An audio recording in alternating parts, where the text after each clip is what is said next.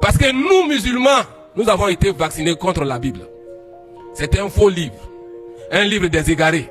Un livre falsifié. Et un livre dépassé. Un livre de mécréants. Moi, il y a un fou de quoi avec ce livre de mécréants. Roland a insisté, ça. Prends, je t'offre ça. Prends cadeau. Mais tellement qu'il insistait, j'ai pris parce qu'il insistait. Pas parce que j'allais voir quelque chose dedans. Je prends la Bible. J'arrive chez moi à la maison, je balance cette Bible-là sur la table. Et une nuit, je regarde, je vois la Bible qu'elle a là, sur son livre rouge.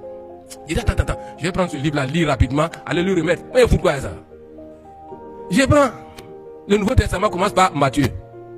J'ouvre le premier chapitre de Matthieu.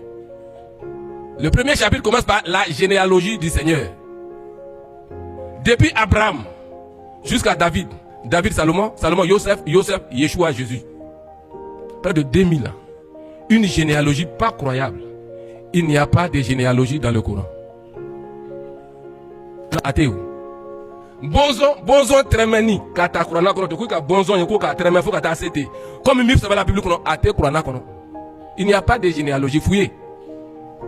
Moi j'étais étonné. Comment de près de 2000 ans on retrace la lignée d'un individu jusqu'à son père terrestre. Moi si tu prends mon cas, mon père s'appelle Brahima Traoré. Le père de Brahima s'appelle Jafet Teké Traoré. Et tu c'est une fou. On a les noms compliqués. Et mon arrière-grand-père, son nom est trop difficile, on s'arrête ici. Je suis arrivé à quelle génération? 3 ou 4 mais. Mais pour Yeshua Jésus, 2000 ans. Jusqu'à Joseph son père. Je vais vous dire ceci. Jésus-Christ, Yeshua, il est Dieu fait homme. Il est le seul homme sur la terre qui a 2 généalogies. Il a une généalogie terrestre. Matthieu chapitre 1er jusqu'au verset 17. En tant qu'homme, 100% homme, une généalogie terrestre. Dieu, il a une généalogie céleste. Jean chapitre 1 jusqu'à 14. Au commencement était la parole, et la parole était avec Dieu, et la parole était Dieu, et la parole a été faite chair. Voilà l'homme.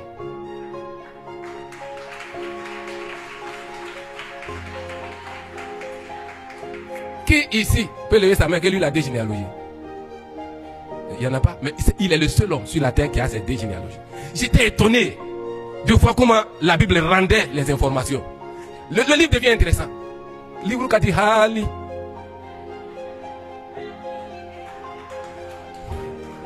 Livre qui dit Hali. C'est-à-dire Hali, c'est un bambara, c'est-à-dire extrêmement. Si c'est nous ici, on va dire Akadiko Sebe. Mais elle a dit Hali. Donc moi, ça me plaît. Donc je suis accroché au livre. Je lis. L'enfant naît, comment il va naître? L'enfant naît, il grandit. Hérode cherche à le tuer. Ses parents le prennent. Ils vont en Égypte. Non, le roman est intéressant. Ça, c'est pas comme ça le Coran est. Il n'y a pas de logique narrative dans le Coran. Non. Tous ceux qui ont essayé de lire, essayez de voir. Il n'y a pas de logique narrative. Dans le même verset, on peut te parler d'Adam, de Moïse, d'Abraham, de Jésus. Dans le même verset. Il n'y a pas de logique narrative. En tant la Bible, j'étais fasciné. Et j'ai commencé la lecture, j'ai continué la lecture, j'arrive sur Matthieu 5. C'est là que je découvre que le oui d'un chrétien est un oui sans autre phrase. Et que son nom doit être non. Alors que nous, musulmans, tant qu'on ne jure pas sur une réponse, cela veut dire que ce n'est pas vrai. Si je dois dire Nena Allah, entre Dieu et moi, je commence à jurer. Neninfa, entre mon père et moi, je jure sur mon père, je jure sur Dieu, Jésus, tout ce qui est là. En tant la Bible dit, tout ce qui viendra après le oui ou le non est démoniaque. Donc cela veut dire que nous vivons avec les démons sans même nous en rendre compte. Peut-être même on est des démons. Je continue la lecture. Je tombe sur Matthieu 6.